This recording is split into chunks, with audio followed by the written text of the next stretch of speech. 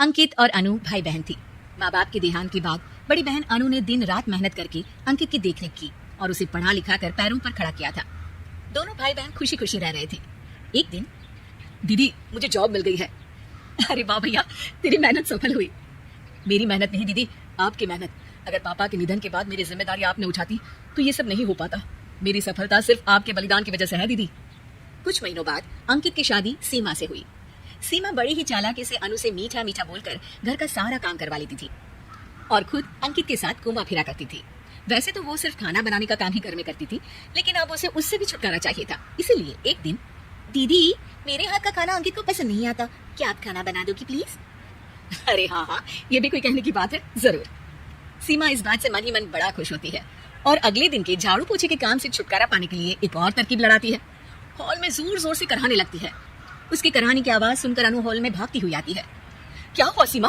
दीदी लगता है मेरी कमर अकड़ गई है। वो क्या है ना, मुझे झाड़ू पोछा करने की आदत नहीं है ना। मेरे मम्मी पापा ने मुझसे कभी ये काम नहीं करवाया। अरे कोई बात नहीं, झाड़ू पोछा ही तो है, मैं कर लिया करूंगी। ऐसे ही धीरे धीरे सीमा ने घर के सारे कामों का बोझ अनु पर डाल दिया।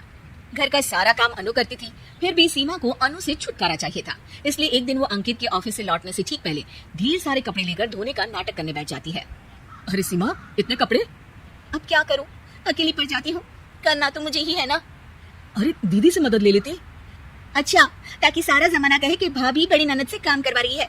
और वैसे भी दीदी ने तो साफ कह रखा है मुझे कि तुम आज जो भी हो सिर्फ उनकी वजह से हो, इसलिए अगर उनके बनाए इस घर में रहना है तो काम करना ही पड़ेगा।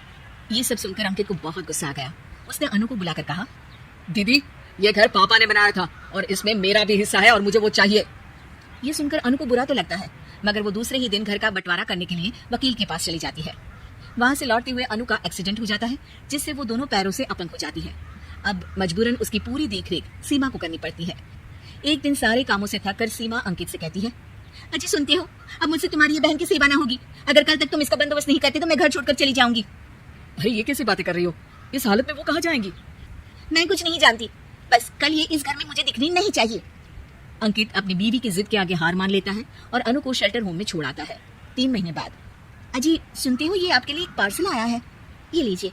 अरे इसमें तो घड़ी है और एक चिट्ठी भी है। दिखाइए तो। अरे वाह, बड़ी ही सुंदर घड़ी है, लेकिन ये आपको भेजी किसने? पता नहीं, शायद चिट्ठी में कुछ लिखा हो। आशा करती हूँ ये घड़ी तुम्हें पसंद आएगी। रक्षाबंधन की बहुत शुभकामनाएं, तुम्हारी दीदी अनु। चिट्ठी पढ़कर अंकित की आंखें भर आती है। मैं दीदी को लेने जा रहा हूँ सीमा। अरे घड़ी भेज तो दी उन्होंने, अब क्यों जाना उनके पास? देखा सीमा, दीदी हमसे दूर जाकर भी हमारे बारे में ही सोचती है और एक हम है जो उनकी सेवा से बचने के लिए उन्हें शेल्टर होम छोड़ा है। तुम्हारी बातों में आकर मुझसे ये क्या पाप हो गया? मैं जा रहा हूँ दीदी को लेने, और जब मैं वापस आऊँ तो तुम मुझे हमारे घर में मत दिखना। इतना कहकर अंकित अनु को लेने निकल जाता है। वहां पहुंचकर, दीदी मुझे माफ कर दो, मैं तुम्हें लेने आया हूँ।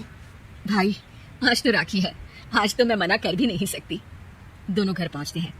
अरे सीमा, तुम अभी तक यहीं हो? निकल जाओ इस घर से। अरे वाह अंकित, फिर वही गलती कर रहे हो तुम। सीमा तुम कहीं नहीं जाओगी। दीदी मुझे माफ कर दो, मुझसे गलती हो गई। सीमा आज ये समय माफी मांगने का नहीं है, राखी की तैयारी करने का है। चलो तैयार हो जाओ, तुम्हारे भैया के घर भी तो जाना है ना। ये सुन सीमा अनु के गले लग जाती है।